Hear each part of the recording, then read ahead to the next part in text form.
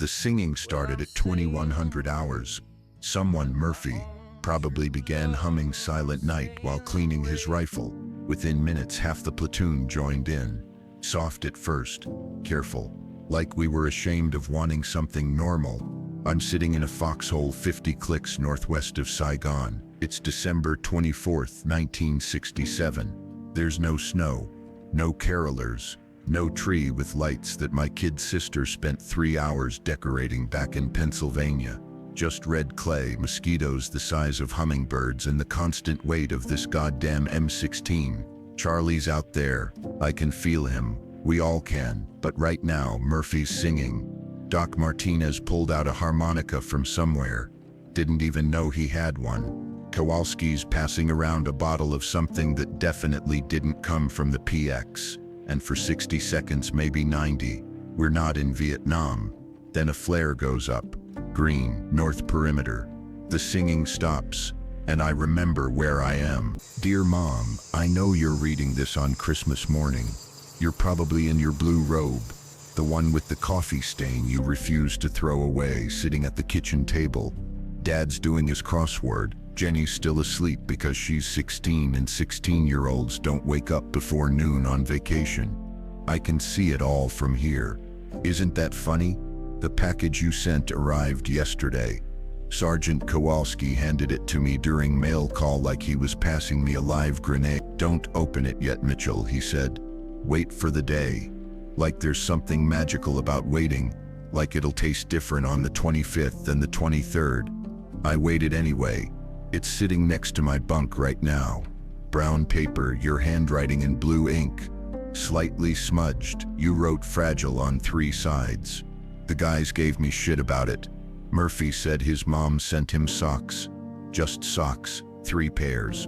All the same color. I didn't tell them what's inside. I know it's cookies, peanut butter, the ones with the fork marks. You've been making them since I was 7. I can smell them through the paper. But here's the thing, Mom. I'm scared to open it. Because once I do, once I taste home, I'll remember how far away it actually is. And I need to forget that to do my job here. Does that make sense? Probably not. It doesn't make sense to me either. Kowalski had an idea last week. A stupid idea. The kind that gets people killed or court-martialed, sometimes both. We're gonna do Christmas, he announced during formation. L.T. Harrison, fresh out of West Point, been in country for 6 weeks. Looked at him like he'd just suggested we surrender to the NVA. Do Christmas, Sergeant? Yes, sir. Tree. Decorations. The whole thing. The LT tried to shut it down, said something about maintaining tactical readiness and inappropriate use of resources. But Kowalski's been here for 2 tours. The LT's been here for 42 days. There's a weight to time in this place. A gravity. And Kowalski's got more of it. Sir. With respect, Kowalski said. Half these boys are 18, 19 years old. They should be at home, drunk on eggnog, trying to unhook a bra for the first time. They're not. They're here. And on Christmas, even Charlie takes the night off sometimes. We're doing this. The LT looked at us, 23 faces, most of them younger than his diploma. He sighed. Make it happen, Sergeant. But if we get hit, you're explaining it to the colonel. Kowalski grinned. First time I'd seen that in 3 months. Finding a Christmas tree in the Vietnamese jungle is harder than you'd think. Not because there aren't trees. There are thousands, millions. They surround us, thick and green and full of things that want to kill you. But none of them look like the Douglas firs back home. None of them look like Christmas. Murphy found one anyway. A scrubby little thing, maybe 4 feet tall, with branches that went every direction except the right ones. It's perfect, he said. It wasn't perfect. It looked like Charlie Brown's tree after a napalm strike. But Doc Martinez nodded. It'll work. We cut it down during a patrol. The LT pretended not to notice. Kowalski carried it back, slung over his shoulder like a dead VC. When we got to camp, he planted it in a sandbag filled with red clay. It leaned hard to the left. Looks like me after Kowalski's moonshine, Murphy said. We all laughed. Real laughs. The kind that hurt your chest because you haven't used those muscles in a while. Then we got to work making it look like something from home. You make do with what you have. That's the first lesson they don't teach you in basic. You learn it here in the red dirt when the supply line gets hit and you're eating sea rats from our Christmas decorations. Murphy took the aluminum tabs from sea ration cans and strung them together with bootlaces. They hung from the branches like the world's saddest tinsel. When the wind caught them, they made a sound like wind chimes, like something peaceful. Doc Martinez cut red crosses from his medical tape and stuck them all over the tree. For the guys who aren't here, he said. Nobody asked him to explain. We all knew the names. Johnson folded cigarette packs into origami stars. Turned out his grandmother taught him before she died. Nobody knew Johnson could make anything except coffee that tasted like diesel fuel. The stars were delicate, perfect. He hung 12 of them, one for each month we'd been in country.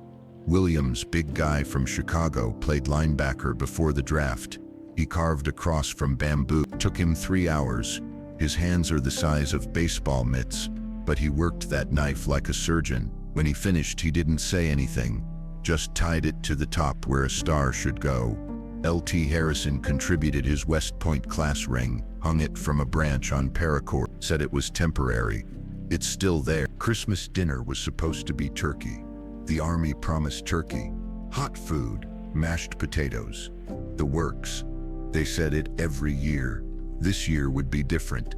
This year they'd make sure the holiday meal made it to every Firebase, every LZ, every platoon humping through the boonies. The helicopter never came.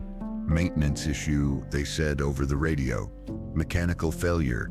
Try again tomorrow. Tomorrow's not Christmas, I wanted to say.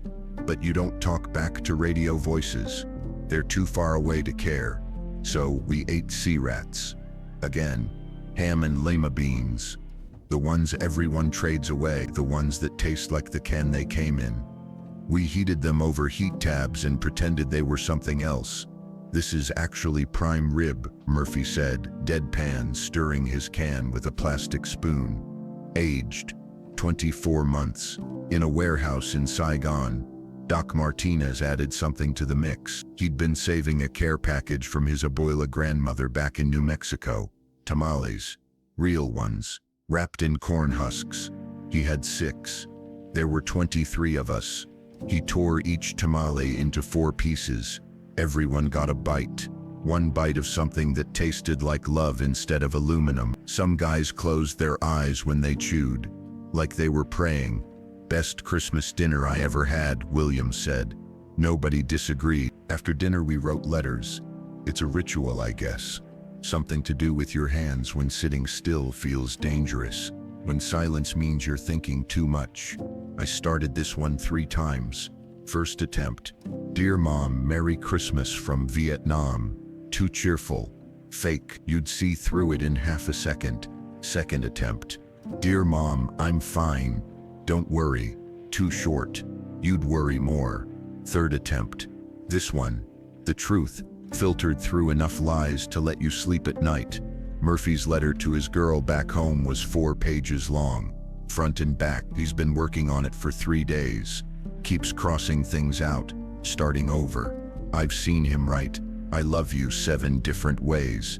Never satisfied with how it looks. She's gonna marry someone else, he said yesterday. Not looking up from the page. Why do you say that? Because I would, if I was her. I'd marry someone who's there. I didn't know what to tell him, so I said nothing. Sometimes nothing is kinder than lying. Doc Martinez writes to his daughter. She's 4. He writes in Spanish first, then translates to English. Says it feels more real in Spanish, more like himself. She's learning both languages. He shows us her drawings sometimes. Stick figures. Big sun in the corner. House with smoke from the chimney.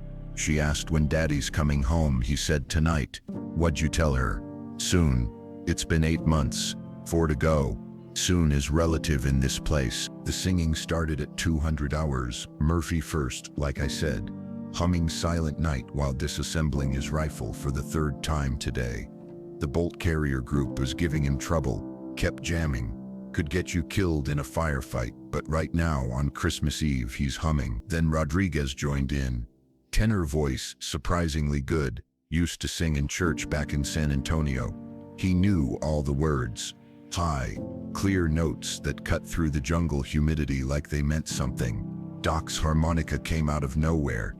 I swear he's been hiding that thing for months. The sound is reedy, imperfect, but it fills the space between us, makes the perimeter feel smaller, safer. By the second verse, half the platoon singing. Silent night, holy night. All is calm, all is bright. All is not calm, all is not bright, but for 3 minutes and 40 seconds we pretend it is. Kowalski's drinking that bottle of something that might be rice wine or might be fuel. We're not sure, and he's got his eyes closed. His mouth's not moving, but his lips are, like he's singing along without sound, like he doesn't want anyone to know he remembers the words. The LT's standing at the perimeter, trying to look official, trying to maintain discipline, but I can see his shoulders moving. He's swaying, slight, like his body remembers church services before West Point taught him how to stand at attention. We get through Silent Night. Then oh, come all ye faithful. Murphy starts Jingle Bells, but nobody knows the verses, just the chorus. So we sing that part 4 times, louder each time, until we're basically shouting it at the jungle. It's the most ridiculous thing I've ever been part of. It's the most human I've felt in 4 months. Green flare, North Perimeter, 242 hours. Every voice stops mid-word. Training takes over. Murphy's rifle just cleaned, just reassembled, is in his hands before the flare starts falling.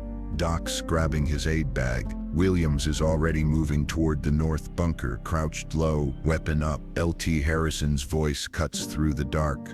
Contact north, eyes up. Hold position until we know what we're dealing with. My heart's hammering. That Christmas feeling, that brief, stupid moment when we were somewhere else, evaporates like water on a hot LZ. Now I'm back in my body. Back in Vietnam, back in the war that never sleeps, not even for Jesus Christ's birthday. Kowalski's on the radio. His voice is different now, hard, professional. The drunk guy singing carols is gone. The 2-tour sergeant is back. Base, this is Falcon 2-9er, single flare, north sector, no contact yet, standing by. We wait. Waiting is worse than fighting. When you're fighting, you don't have time to think. You react, point, shoot, move. But waiting lets your imagination fill in the blanks, lets you see VC in every shadow, lets you hear footsteps in every branch crack. 60 seconds, 90, 2 minutes, nothing. False alarm, Kowalski finally says. Probably a monkey tripped the wire, but nobody moves for another 5 minutes, because out here probably isn't the same as definitely. And definitely is the only thing that keeps you alive. After the all clear, nobody wants to sing anymore. Murphy puts his rifle down, picks it back up, puts it down again. He's shaking slightly. Not from fear. Well, maybe from fear, but from the adrenaline dump. Your body gets ready to fight or die, and then neither happens. The chemicals have nowhere to go. Merry Christmas, he says to no one in particular. Someone laughs. Bitter. Short. We drift back to the fire, but the circle's wider now, more space between us. Like we need room for the fear to evaporate before we can get close again. Doc Martinez pulls out his harmonica but doesn't play, just holds it, turns it over in his hands. The silver catches the firelight. My father gave me this, he says. When I deployed, he said music makes you remember you're human. Does it work? Williams asks. Doc thinks about it. Sometimes, for a minute. Kowalski's bottle makes the rounds again. Everyone takes a pull, even the LT. He doesn't cough, which earns him a nod from Kowalski. Respect comes in strange forms out here. The tree's still standing, leaning more now. Williams definitely bumped it when he ran to position. But standing, the aluminum tabs are still catching the light. The medical tape crosses are still there. Johnson's cigarette stars haven't fallen. It's still Christmas Eve. Barely. 48 minutes until midnight. 48 minutes until it's just December 25th. Just another day. Just another rotation of this rock we're stuck on. 8,000 miles from home. At 25 hours, 5 minutes before Christmas becomes yesterday, Kowalski stands up. "All right," he says. "Listen up. We stop. Stop moving. Stop drinking.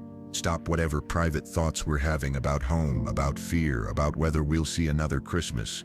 He's holding something, small, wrapped in green canvas. He unwraps it slowly. A Bible, old, worn, covers barely attached. Pages have that softness that comes from being read too many times in too many foxholes. "I'm not a religious man," Kowalski says. "Stopped believing in God somewhere between Kisan and Dak 2, but I believe in this." He opens to a page. Doesn't need to look for it. Knows exactly where it is. Luke 2:10-11, he says. "My mom made me memorize it when I was 8. Haven't forgotten it yet. And the angel said unto them, Fear not. For behold, I bring you good tidings of great joy, which shall be to all people. For unto you is born this day in the city of David a Savior, which is Christ the Lord." He closes the book. "I don't know if there's a Savior. I don't know if there's a God watching us out here, watching us kill and die over dirt that'll forget us in 6 months. But I know this. We're still here. We're still breathing. And on Christmas, that's enough of a miracle for me. Merry Christmas, you ugly bastards. Merry Christmas, Sergeant. I opened your package at 1:15 hours. Couldn't wait anymore.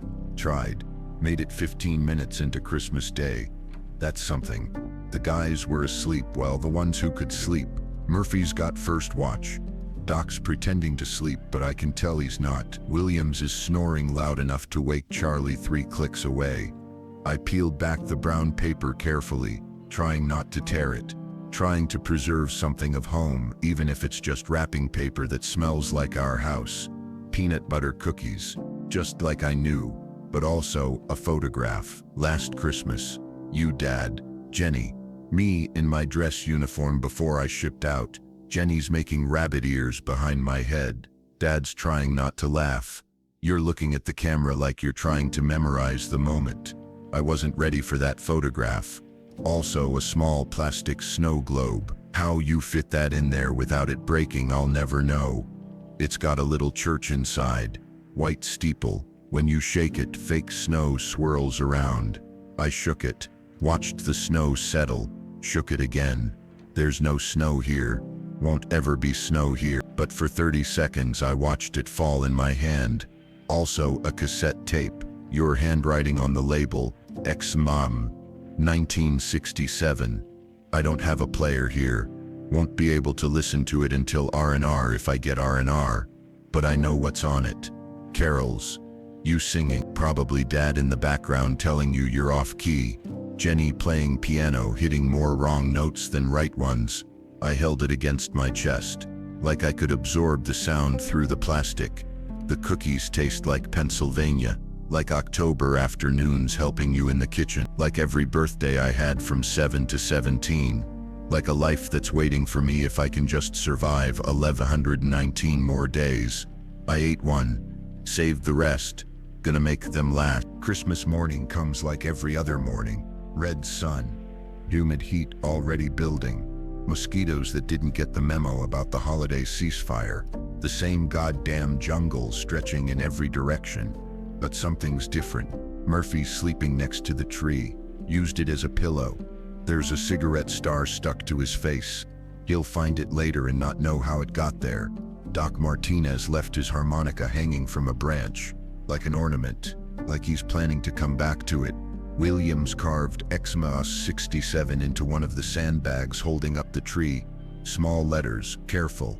He'll probably get chewed out for defacing military property. He did it anyway. Kowalski's already awake, already drinking coffee that tastes like it was filtered through someone's boot.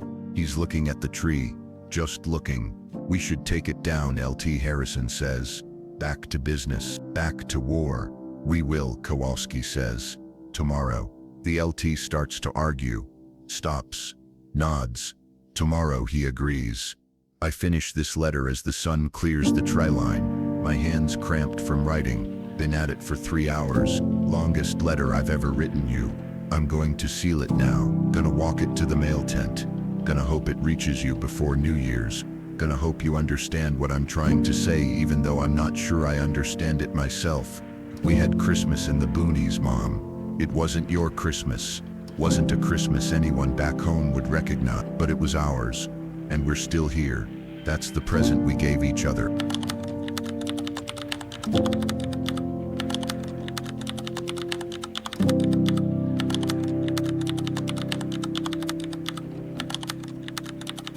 P.S.